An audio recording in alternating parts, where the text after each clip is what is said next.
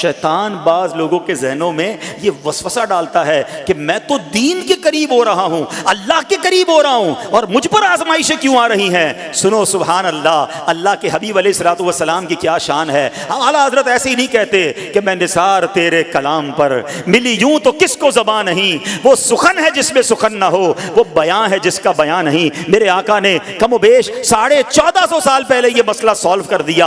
हजरत सैयदना साद बिन अबू वक्कास रदियल्लाहु तआला अन्हु फरमाते हैं कि मैंने अर्ज की, या रसूल अल्लाह सल्लल्लाहु तआला अलैहि वसल्लम, सबसे ज्यादा मुसीबतें किन लोगों पर? गली मुका दी ना, पंजाबी में कहते हैं ना, गाली बात ही खत्म कर दी। हुजूर ये बताएं सबसे ज्यादा मुसीबतें किन लोगों पर आई?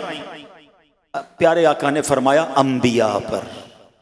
अल्लाह अकबर, अल्लाह के सबसे करीब तो अंबिया है ना, अंबिया पर, फिर उन लोगों के बाद जो लोग बेहतर हैं, फिर उनके बाद जो बेहतर हैं। सुनो अब अगला जुमला, बंदे को अपनी दीनदारी के एतबार से मुसीबत में मुब्तला किया जाता है। अगर वो दीन में सख्त होता है उसकी आजमाइश भी सख्त होती है, अगर वो दीन में कमजोर होता है तो अल्लाह अज़्ज़ व जल उसकी दीनदारी के मुताबिक उसे आजमाता है। बंदा मुसीबत में मुब्तला होता रहता है, यहां तक कि उसके दुनिया में ही उसके सारे गुनाह बख्श दिए जाते हैं।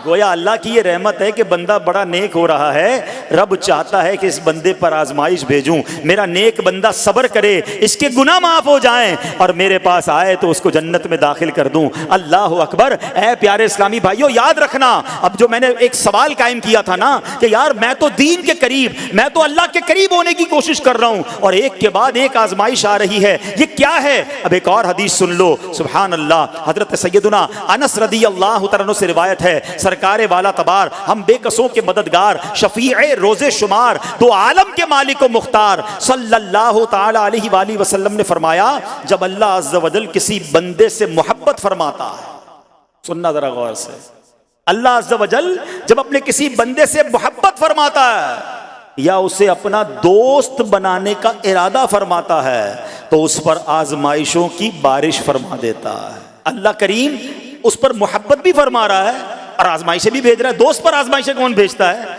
दोस्त को तो राहतें डाली जाती हैं। हाय हाय, अब यही तो इम्तिहान है, यही तो चेक है। सुनो, नबी पाक फरमाते हैं जब अल्लाह उस पर आजमाइश भेजता है ना, वो बंदा अपने रब को पुकारता है, ऐ मेरे रब अज़्ज़ व जल।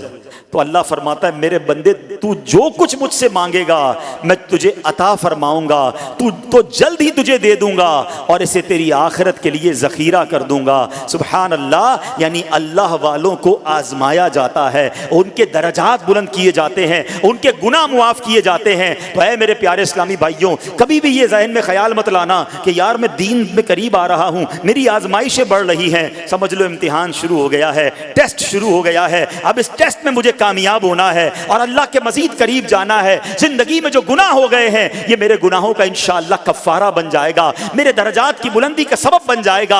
अल्लाह से अर्ज करना, ए मौला मैं तेरी रिजा पर राजी, मैं तेरे फैसलों पर राजी, अब तक जो दिया था तूने दिया था, ये सब कुछ तेरा है। ए रब जब तू वापस लेगा मैं इस पर राजी। जब ये साबित कदमी नसीब हो गई, फिर देखो गैब के खजानों से कैसा आपके दिल पर सकीना उतरेगा, फिर कैसा आप पर रहमतों का नुज़ूल होगा। तो ऐ मेरे प्यारे इस्लामी भाइयों, मुसीबतें आ चुकी और आने भी वाली हैं। पहले ज़हनी तौर पर तैयार रहना, मगर सब्र करना।